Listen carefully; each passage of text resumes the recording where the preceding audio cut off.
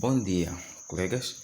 Nós vamos dar continuidade do vídeo anterior de como fazer um plano ASAP.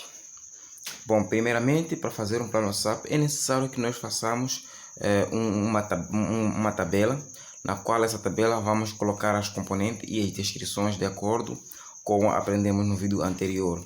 Nesta parte ficam as etapas, etapa 1, 2, 3, assim sucessivamente, e a parte de cima fica a descrição do mesmo. Então, a segunda, aqui ficam descritos os níveis ou os perigos que podemos encontrar no alimento, conforme vou mostrar a seguir. Aqui estão descritos as etapas, conforme eu disse, que vão entrar aqui. Aqui na segunda coluna estará escrito aqui a identificação dos potenciais perigos nesta etapa. Na terceira coluna estão descritos se estes perigos são significativos ou não. Neste quadro, aqui estão descritos a sua justificação. Então, se os perigos são realmente significativos ou não, aqui tu vais justificar esta mesma decisão. Neste outro quadro, o que tu colocas? Tu colocas a medida de prevenção, medidas de controle que podem ser adotadas para a prevenção deste perigo, neste caso. Então, estarão descritos nesta tabela. A última tabela, tu vais colocar se esta etapa é um PC ou um PC. Neste caso, ponto crítico ou ponto crítico de controle. Neste lado, como havia dito, vão ser colocadas as etapas do fluxograma. Então, como o nosso fluxograma, o fluxograma que mostramos no vídeo anterior, falava de produção de peixe mecanicamente separada, nós vamos usar duas etapas para dar exemplo nesta descrição do plano ASAP. Então, neste caso, vamos começar com a primeira etapa, a matéria-prima, e a terceira etapa, a evisceração. De salientar que as etapas devem ser descritas da etapa 1 até a última etapa. Simplesmente para o exemplo, colocamos ou escolhemos a primeira e a terceira etapa para poder fazer a descrição dos potenciais perigos.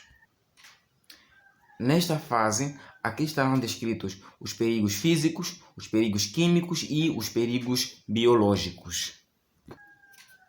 No vídeo anterior, nós explicamos o que é isso de perigo físico, perigo químico e perigo biológico. Então, para a nossa etapa, nós fazemos uma análise quando vamos comprar o peixe. Então, o peixe sai do local da captura, do mar, sai do mar para o mercado onde nós vamos comprar. Então, nesse todo o percurso, nós podemos contactar alguns perigos físicos, químicos e biológicos. Para os perigos físicos, podemos encontrar como areia, podemos encontrar lodo, podemos encontrar poeira ou qualquer tipo de sujidade que pode ameaçar a saúde do consumidor. Então, para o perigo químico, nós podemos encontrar óxidos. Esse óxido pode ser transmitido a partir do anzol para o próprio peixe, e alguns metais também que podem ser transmitidos desta via ou de outra via. Então, estes são chamados de perigos químicos. Enquanto para os perigos biológicos, conforme explicamos no vídeo anterior o que são perigos biológicos, neste contexto podemos encontrar...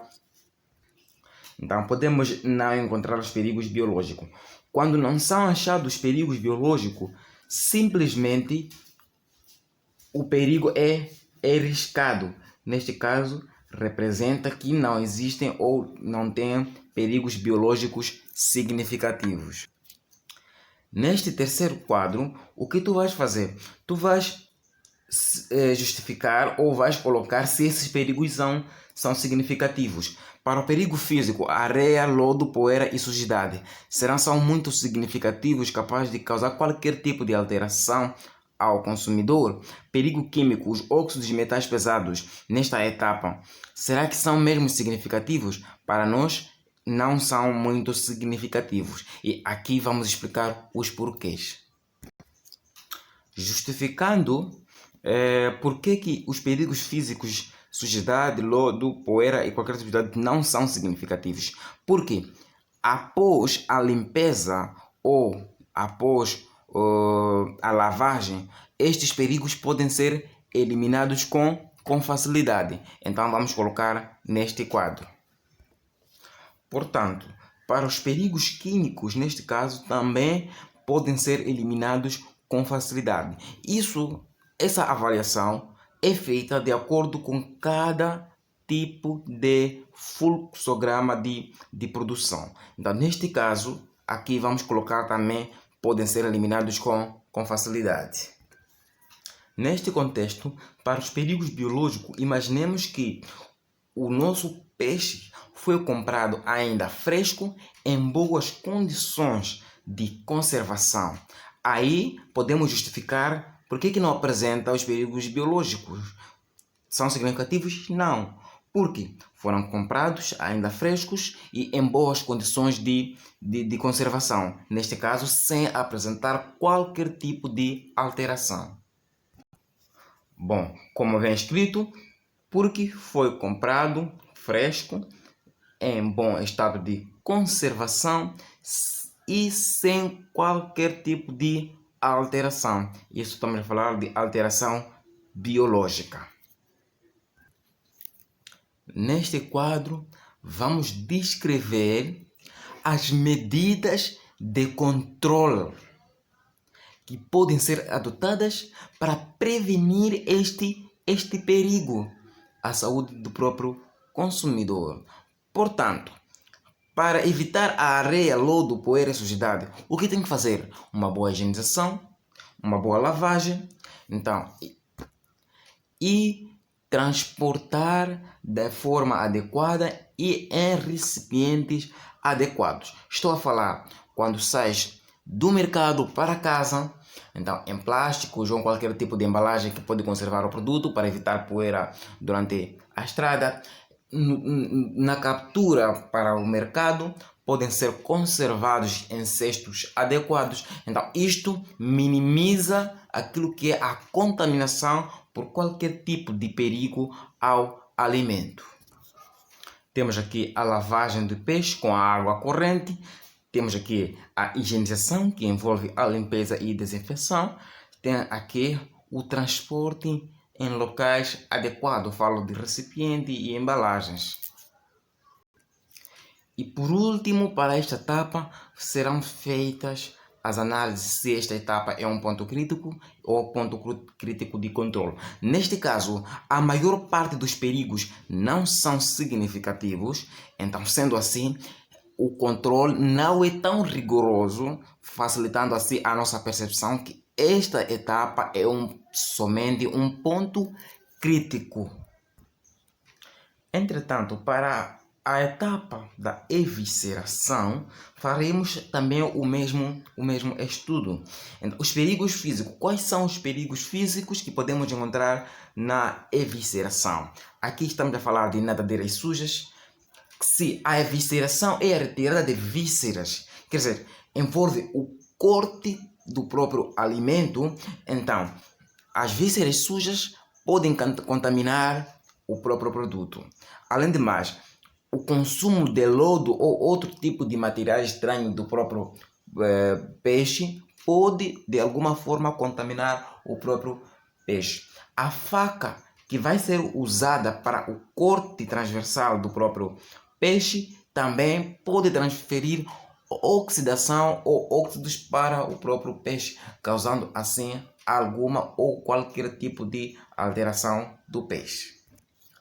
A superfície de contato, estou a falar de bandejas que vão ser usadas, as mesas que vão ser usadas, se não forem higienizadas, podem causar qualquer tipo também de alteração, prejudicando a saúde do consumidor. Então, todos esses parâmetros devem estar descritos aqui.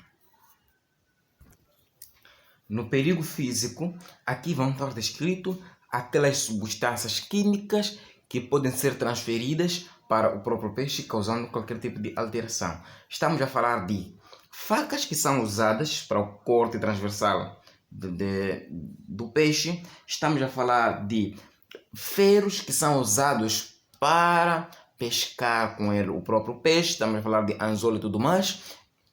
Também podem ser encontrados dentro do próprio peixe. E qualquer tipo de oxidação ou pregos presentes no alimento. Portanto, para os perigos biológicos, podemos encontrar micro-organismos ou toxinas que podem causar alteração no próprio alimento. Neste caso, tu colocas nomeadamente os micro-organismos, ou pode por si só colocar os micro-organismos patogênicos ou toxinas. Então, é importante salientar que, neste caso, é importante ter a nomeação de toxinas mais predominantes ou micro-organismos causadores deste tipo de doença ou alteração no organismo do consumidor. Temos aqui as salmonelas, os micro-organismos patogênicos e os micro-organismos deteriorantes. Será que estes tipos de perigos são significativos para nós? Sim, sim, sim. Aqui colocaremos os porquês. Nos perigos biológicos, podemos simplesmente colocar um não, como sendo um perigo não significativo. Perigo físico é significativo porque as vísceras contaminadas podem facilmente transmitir para o próprio alimento. Aqui podem ocorrer as contaminações cruzadas e outros tipos de contaminações com facilidade. Neste caso, por isso é necessária nossa total atenção. Neste contexto, para o perigo químico, são significativos porque aqui podem existir contaminações a partir de facas mal lavadas, podem existir contaminações a partir de oxidação da superfície de trabalho, através de relógios que as pessoas que vão manipular o alimento tenham, a partir de brincos, anéis. Todo esse tipo de material que contenha qualquer tipo de substância química podem contaminar o alimento. Como já havia mencionado, facas mal higienizadas, a superfície de contato, relógios, pulsos, colares e dentre outros tipos de materiais estranhos. Entretanto, para os perigos biológicos não são significativos. Por quê? Vamos justificar. Porque o peixe ainda não entrou em estado de decomposição, porque adquirimos ainda frescos, bom estado de conservação, e ainda o processo é rápido. Portanto, como podemos combater estes perigos? Então, estarão descritos aqui as medidas de controle, como quais fazer a total higienização da superfície de contato e todos os equipamentos que vão ser usados, o uso de toucas e batas para manipulação do produto, a boa conduta em laboratório. Estamos a falar do que? De ter ali a unha limpa e estar asseado. Então, com estes tipos de parâmetros, podemos combater ou reduzir o nível de contaminação na etapa da evisceração. Lavar os equipamentos e utensílios, usar bata branca, touca e luvas, estar limpo e asseado, sem anel ou brinco, ter boa conduta de processamento e unhas devidamente cortadas e limpas. Isto pode combater ou retardar a contaminação no processo de evisceração. Então, tendo estes parâmetros, nós podemos concluir que esta etapa precisa o máximo possível do nosso controle, um controle rigoroso. Neste contexto, é o nosso ponto crítico de controle. Bom, chegando até aqui, temos o nosso plano ASAP feito e concluído. Então, é uma forma muito simples, de uma forma detalhada. Aqui podemos ilustrar ou ilustramos como fazer da forma correta um plano ASAP. Então, muito obrigado pela vossa atenção, e até aqui nós chegamos ao final do processo de produção do plano ASAP. Para quem tiver qualquer tipo de dúvida, nós estamos aqui para poder esclarecer e pode expor, assim podemos fazer uma devida identificação e esclarecimento do mesmo. Muito obrigado pela vossa compreensão e até de repente.